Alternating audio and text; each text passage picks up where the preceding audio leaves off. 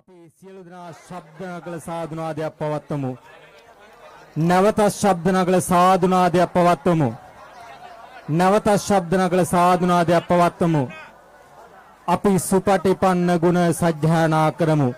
සාදු සාදු සාදු සුපටිපන්නෝ භගවතු ශාවක සංඝෝ උජුපටිපන්නෝ භගවතු ශාවක සංඝෝ ඥායපටිපන්නෝ භගවතු ශාවක සාමීචි පටිපන්නෝ භගවතු ශාවක සංඝෝ යදිදං පුරිස යුගානි අට්ඨ පුරිස පුංගලා ඒස භගවතු ශාවක සංඝෝ ආහුනේයෝ පාහුනේයෝ දක්ඛි අංජලි කරණීයෝ. හොඳයි සාදුකාරයක් දෙන්න. තුන් පාරක් නමස්කාරය කියන්න පන්සිල් සමාදන් වීම සඳහා.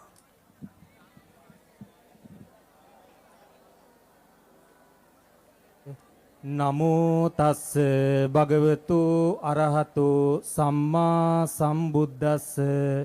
නමෝ තස්ස භගවතු අරහතු සම්මා සම්බුද්දස්ස.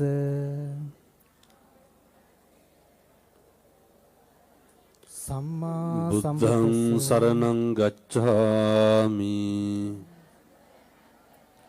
ධම්මං සරණං ගච්ඡාමි සංඝං සරණං ගච්ඡාමි ဒုတိယံ පි බුද්ධං සරණං ගච්ඡාමි ဒုတိယံ පි ධම්මං සරණං ගච්ඡාමි ဒုတိယံ පි සංඝං සරණං ගච්ඡාමි တတိယံ පි බුද්ධං සරණං ගච්ඡාමි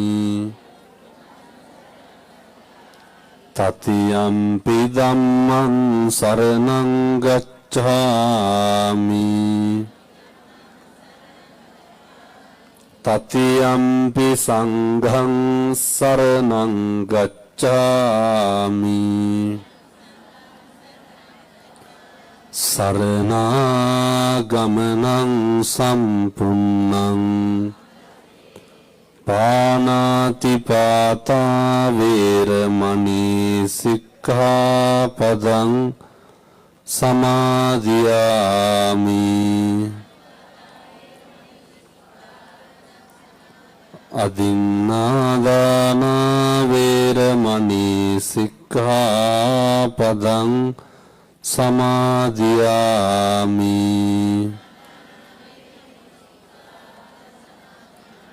කාමේසු මිච්ඡාචාරා වේරමණී සික්ඛාපදං සමාදියාමි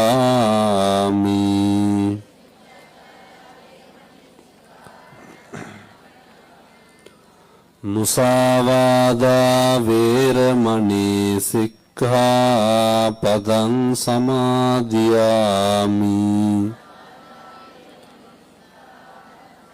සුරාමේරය මජ්ජපමා දට්ඨානා වේරමණී සික්ඛාපදං සමාදියාමි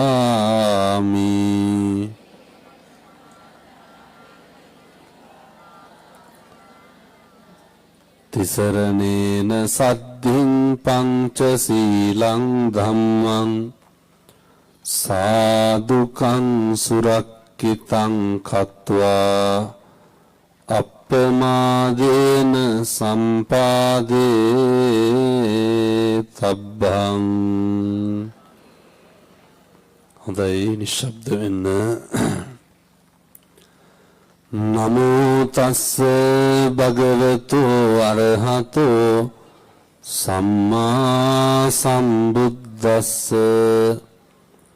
නමෝ තස්ස භගවතු අරහතෝ සම්මා සම්බුද්දස්ස. නමෝ තස්ස භගවතු අරහතෝ සම්මා සම්බුද්දස්ස. සමන්ත චක්කවාලේසු අත්‍රා ගච්ඡන්තු දේවතා සද්ධම්මං මුනි රාජස්ස සුනන්තු සග්ග මොක්ඛදං ධම්මස්සවන කාලෝ අයං බදන්තා. ධම්මස්සවන කාලෝ අයං බදන්තා. ධම්මස්සවන කාලෝ අයං බදන්තාති.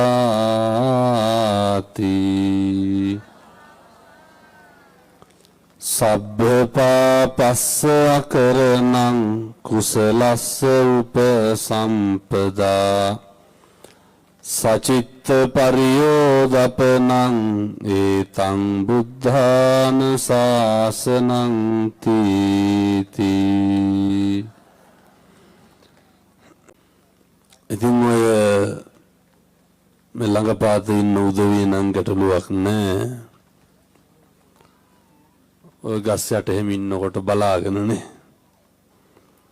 මොකද මේ වැහි පොදට ඔය සර්ප විහාරම එනවනේ. ඔය කුණු කට්ට කරවල්ලු කොට එනවනේ. ඔය පොඩි උන් එහෙම යනවා. එයා මේවා බලන්න ඕන වැඩි හිටියෝ. ඒ නිසා ඒ තමන්ගේ ආරක්ෂාව ගැන අවධානයෙන් විශේෂයෙන්ම ඉන්න ඕනේ. ඔය මේ පැතිවල නම් ඔය හොර සතුරු නන් නැතුව ඇති.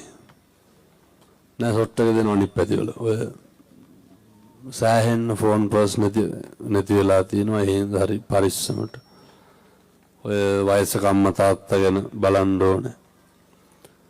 පෙරමුදුනේ මේ ධර්ම දේශනාව සංවිධානය කර ගැනීමම මාස ගානකට කලින් අපිට ආරාධනා කරලා බොහොම උමනාවෙන් බොහොම හැඟීමෙන් මේ කටයුතු සියල්ල සිද්ධ කරන්නේ, මේවා සංවිධානය කරන්නේ.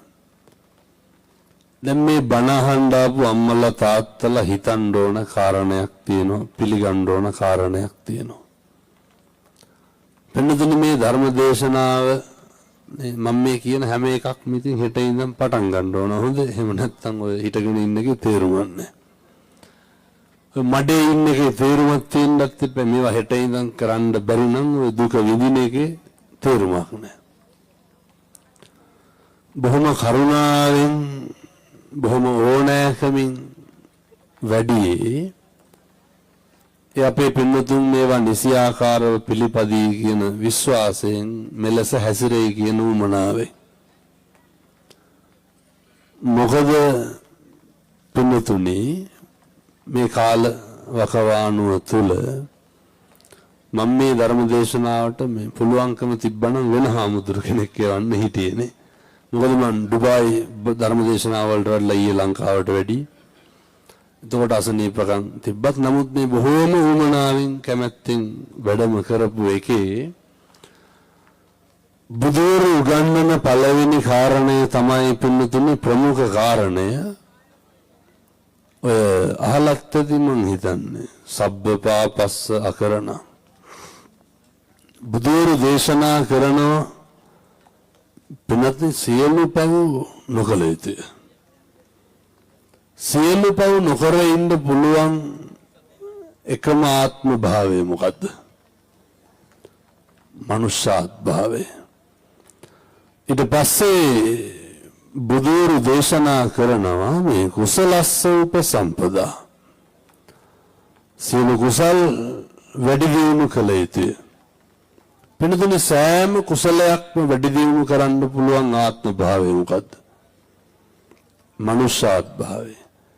පින්නත් සියලු දෙනා මතක තියාගන්න කාලෙකින් හම්බෙච්ච මේ මනුෂ්‍යාත්ම භාවය තුල මිනිස්සෙකුට සිද්ධ කරන්න පුළුවන් ප්‍රමුඛ කාර්යයන් දෙකක් තියෙනවා.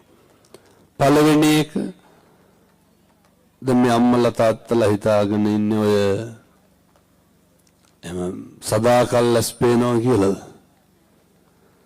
පින්නතුනි අපේ හැමදාම ලැස්පෙන්නේ නැහැ. එතකොට මේ පින්නතුන් හිතන්නේ අපිට හැමදාම කතා කරන්න පුළුවන් කියලාද? අපිට හැමදාම කතා කරන්න බෑ.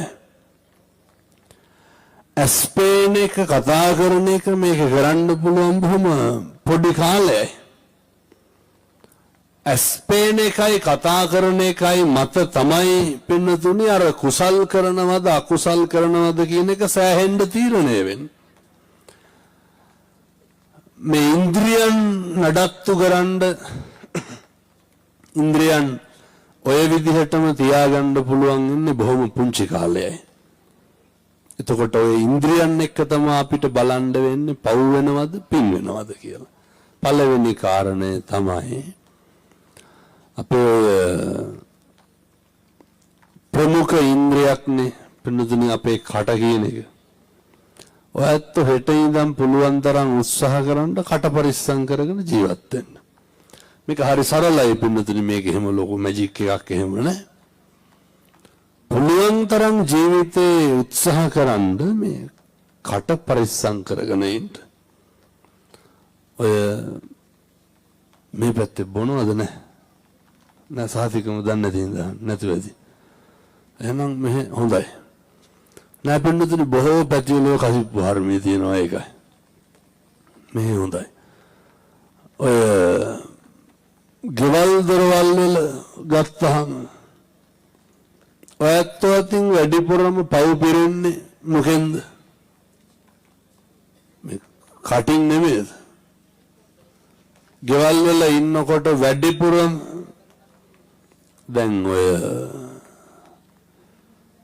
ඔය ජීවිතේ ඔයත් කවදා හරි කුණුහරුපයක් කිව්වනම් කිව්වේ පාරවල් දිහා ඉන්නකොටද ගෙවල් දිහා ඉන්නකොටද? කවදාවත් පින්නතුනි අපි පාරවල් දිහා ඉන්නකොට කුණුහරුප කියනවද? ඒක පිස්සු වෙන්න ඕනේ නේද? අපි අනිවාර්යෙන් මොකක් හරි කිව්වොත් කියන්න පින්නතුනි ගෙදරදී ජීවිතේ වැඩිපුරම දැන් මෙතන ගොඩක් බහුතරයක් අපේ අම්මලා ඉන්නවනේ. මම අහලා ඔකට දැන් මම මේක කියනකොට හිතන්න ඕනේ මේ අම්මලා වැඩිපුරම කුණුහරුපෙන් බැනුම් අහලා තියෙන ගෙදරින්ද පාරවල් දිහා ඉන්නකොටද? ඔය දැන් ඉඳගෙන ඉන්න ගමන් බණ අර මෙහි බොන්න නැති හින්දා ටිකක් අඩු වෙදි සමහර විට මෙවුවා බොන පැතිවල මේක ටිකක් වැඩි. ඔය මේ අම්මලා කල්පනා කරන්න ඕන මට වැඩිපුරම කුණුහරුපෙන් බැනලා තියෙන්නේ කවුද? අල්ලපු ගල්ල මිනිස්සු බවුවා. පාරේ නුඹ ඉන්නේ කවුද වැඩිපුරම කුණුහරුපෙන් මේ අම්මලාට බැනලා තියෙන්නේ? සනේ බර කසාද ස්වාමියා නෙමෙයිද? මේ වෙනකොට කී ගමනක් විතර වේසි කියලා බැලලාද? කොහොමද දෙගමනකට වැඩිනේ නේ? මොන දෙගමනද? තාත්තලා කල්පනා කරන්න ඕනේ. දැන් ඔය ඉඳගෙන හිටගෙන මේව කල්පනා කරන්න ඕන. හොඳ මෙලහට කියලා ඇතිව තැන් තැන්වල කියලා කියන්නේ මේ බීලා. ඔය මම මේ වෙනකොට කී ගමනක් විතර. ඔහොම හදවතට තට්ටුවක් දාලා නිකන් අහන්න. මම මේ වෙනකොට කී ගමනක් මගේ බිරිඳට කුණුහරුපෙන් බැලලා තියෙනවද? ඔය නිකන් ඉන්න ගමන් කල්පනා කරන්න. කොහොමද දෙගමනට වැඩි නේ? මොන දෙකද තඩි ගහලා ඇති තරම්. තඩි ගහනවා කියන්නේ අර ගහනවා කියන එක. එතකොට දැන් මේ වැඩිපුරම පෙන්නතුනේ දැන් තව එකක් හිතන්න ඕනම. ඔය කටවල් වලින් මේ වෙනකොට දරුවන්ට කීපාරක් විතර තෝ කියලා කතා කරලා තියෙනවද? ඔය දරුවන්ට කියනව නේද මේ? ඒක ඕනේ. ඔය හැමදාම කියනවනේ. ගෙවල් වල මේකත් තාත්තා ළමයි කල්පනා කරන්න ඕනේ. ඉතින් සමහරට බොන්නේ නැති හින්දා මෙව්වත් නැති වෙයි. ඒ වුණාට මම මේ කියලා දානවා.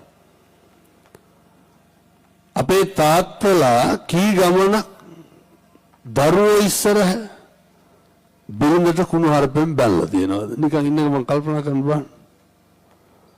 මේ දරුවෝ ඉස්සරහ බයින්නද? සංවිධාන කටයුතු. දරුවෝ ඉස්සරහ අපූර්වට කාටද බයින්?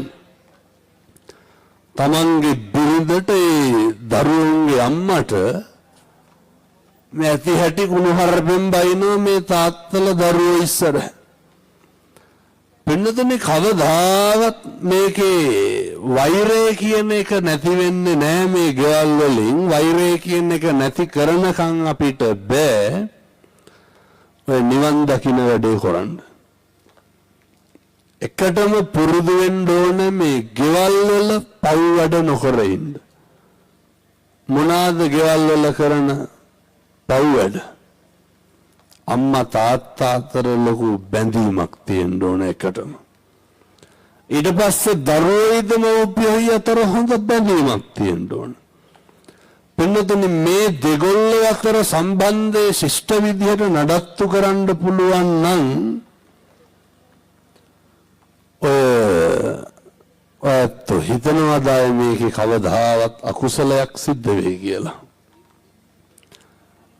සමාජ ජීවත් වෙන සෑම මිනිස්සෙකම බාහිර ප්‍රතිරූපයේ තුලින් යමක් විකාශය වෙනවා නම් විකාශය වෙන්නේ අර පෞල් අභ්‍යන්තරේ හටගත්ත බීජවල ඒ දලු තමා ප්‍රසාරණය වෙන්නේ එළිය සමාජය තුල. එනිසා බොහොම කරුණාවෙන් දේශනා කරන්න පෞල් පන්සල් වගේ තියෙන්න ඕනේ. පවුල තුල හොඳ සමගියක් තියෙන්න ඕන. දැන් අපේ මේ පොලිසිය මහත්තුරුත් ඉන්නේ ඒ මහත්තුරු දන්නවා කොච්චර මේ ගෙවල් වල මේ පැතිවල කොල්ල ගංජා ගන්නවද නැහැ? නැතු ඇති. මෙහි හොඳයි එහෙනම්. බොන්නෙත් නැහැ ගංජාත් නැහැ. නැ බොහෝ පැතිවල මේවා තියෙනවා ඒකයි. එතකොට මෙහි ප්‍රශ්නත් අඩුවේ තියෙනවා. කෙසේ හෝ වේවා එක කොල්ලෙක් මට කියනෝ හාමුදුරුවනේ අරක මරන්න හිතිලලු තියෙන. කවුද අරක කියන්නේ? තාත්තා. ඇයි? කොල්ල කියනවා හාමුදුරුවනේ හැමදාම කෙලලා මේ මොකද්ද මේ බීලා ඇවිල්ලා මොකද කරනවා කියන්නේ? අම්මට තඩි ගන්නවලු. දැන් මෙතන ඉන්න තරුණ මහත්තුරු ඉන්නෝනේ දරුවෝ. ඔය තරුණ මහත්තුරුන්ට මේ වෙනකොට කී පාරක් විතර හිතිලා තියෙනවද? කොල්ලෝ අනන්තමට කියනවා අද නම් අර කයිවරයක් කරනවා කියලා. කාටද මේ කියන්නේ? තාත්තට. වෙනදම කෙලලා පාර වෙනවා විත්‍යක්වත් නෑනේ. පොලිසියෙන් අහුණා ටෝක් කරන නොබීපු ගන්න. වටපිටා ඉන්න බල්ලොත් ඉඹින් බාන්නේ. කඩුල්ල පැන්න ගමන් මොකද වෙන්නේ? අර තිරිසන ඉස්මතු වෙන්නේ නැද්ද? මේ අම්මලා ගුටි කාලා ඇති ඕන තරම්. කඩුල්ල පැන්න ගමන් කුණු හරප වකාරේ. දරුවෝ බිරිඳ එක දරුවෙක් මට ඊයේ පෙරේදා ලියලා එවලා තියෙනවා. හාමුදුරුවනේ සමහරක් විට සංසාරේ හම්බෙනවා පින්නතුනි මේ මම මේ කියන්නේ වෛරක්කාරය තියෙන එක නවත්ත ගන්න ඕන කියලා. වෛරය නැති කරන්න පුළුවන් එකම ආත්මය මොකද්ද? මේක මේ ආත්ම නැති කරන්න. සමහර වෛරක්කාරයෝ හම්බෙනවා පින්නතුනේ කසාදේ විදිහට එනවා හොඳේ. සමහරු කියනවනේ සමහර පවුල් පින්නතුනේ බැන්දාම අවුරුද්දට බත් වෙන එක නවතිනවනේ. සමහර එක කසාදයකින් අලුත් අවුරුද්දට පවුලේ කට්ටිය එක හොවන එක නවතිනවා. සමහර වෛරක්කාරෝ සංසාරේ හම්බෙනවා දරුවෝ විදිහට. අර දරුවා කියනවා අම්මයි තාත්තයි පතනවලු. එහෙම අම්මලා තාත්තලා ඉන්නවා. මම කියපු විදිහටම කියන්න. කවදා හරි තෝ බැඳලා ගිහිල්ලා තොගේ මිනිහා තොට ගහලා එලවන්න ඕනලු. කවුද මේ කියන්නේ? මෙහෙම දෙමව්පියෝ ඉන්නවා. මේ දරුවන්ගේ හෙන ඉල්ලන දෙමව්පියෝ ඉන්නවා. දරුවන්ට සාප තියෙන දෙමව්පියෝ ඉන්නවා. පින්නතුනේ කවුද ඒ සංසාරේ? ඒ වෛරක්කාරයෝ. මතක තියාගන්න. සමහර දෙමව්පියෝ කියනවා නේද දරුවන්ට තොපිනම් අපේ පෙර හතුරුද කොහෙද කියලා. කවුද සංසාරේ ඉන්නේ? වෛරක්කාරයෝ. ඕක දැන් මේ ආත්මෙවත් නවත්ත ගන්න ඕනේ නැද්ද? ඕක මේ ආත්මෙන් නවත්තන්න. ඔය ගස්ටනේ මේ ආත්මෙන් ඉවර කරන්න. සමහර දෙමව්පියෝ ඉන්නවා. දරුවන්ට හතුරුව කියනවනේ තොට බින් අඟලක්වත් දෙන්නේ නැහැ කියලා කියන්නේ. හතුරු වගේ පින්නතුනේ. සමහර ළමයි කියනවා හාමුදුරුවනේ එදා ඉඳන් වෙනස්කම්ලු කරන්න. මම මේ කියන එක හොඳට අහගන්න ඕනේ. වෛරය පරිමහන්න පුළුවන් ළඟින් ඉපදුනහමද ඈතින් ඉපදුනහමද? පින්නතුනේ ලං වෙලා ඉපදුනහම තමයි අර පලිය ගන්න පුළුවන් වෙන්නේ. මේකේ උච්චතම අවස්ථාව. දැක්කදර අවුරුදු 5 පැටියගේ බෙල්ල කපලා මරලා තිබ්බා. කවුද කපලා තිබ්බේ? අම්මා. ඒ පිහිය මන් දැක්කා. පින්නතුනේ ඒ පිහියෙන් බෙල්ලක් කපන්න බෑ. සාමාන්‍යයෙන් බෙල්ලක් කපනවා නම් ඔය රාත්තල් 30 බරක් අතර වැටෙන්න බෑ. එහෙම නිකන් ඔය පිහියෙන් ටුක් කළ බෙල්ලක් කැපියේද? කොච්චර වරදාලා කොටන්නද? පණ පිටින් ඉන්න දරුවගේ බෙල්ල කපන්න. එකපාරෙන් කැපෙන්නේ. පින්නතුනේ වෛරේ. ඒ කරලා අම්මත් බෙල්ල වල දාගත්තා. මොකද්ද ඉතින්? ඔය මිනිස්සු කියනෝ නේද තොපි මරාගෙන මැරෙනවා කියලා. කවදාවත් කියන්න එපා පින්නතුනේ. කවදාවත්. සමහරු කියනවා නේද තොපි කනවා කියලා කියනවා නේද? ඔය ඉතින් කෙලබුවාම කියලාමයි කියන්නේ. බීපුවාම ඉතින් වීරයෝනේ. ඔය සමහරු ගම් වල ඉන්න හැම බොණ්ඩත් බෑ. ඔය දෙකක් දාගත්තාම එන්න කට ගුටි ගහලා තමයි නවතින්නේ කොහෙන් හරි. මතක් නැති අපේ ගමේ අහවලා වායි කියලා. හැම ගමකම හැම දෙන්නෙක්වත් මෙහෙ අර බොන්න නැති හින්දා නැති වෙයි සමහරට බොන පැතිවල ඉන්නවා හැම.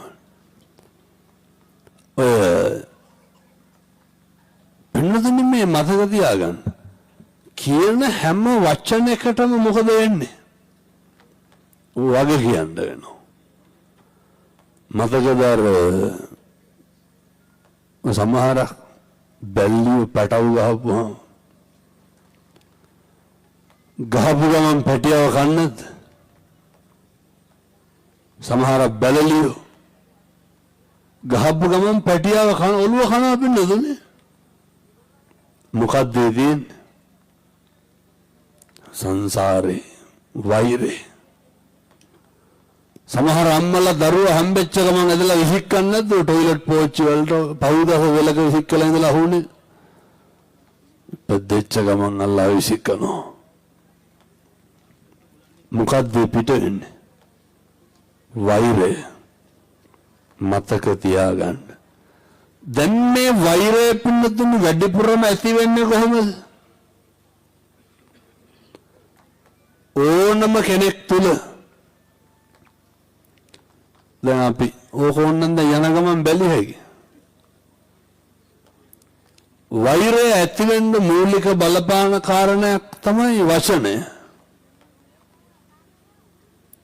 බුදුවරු උගන්වන්නේ වාචාය සංවරෝ සාදු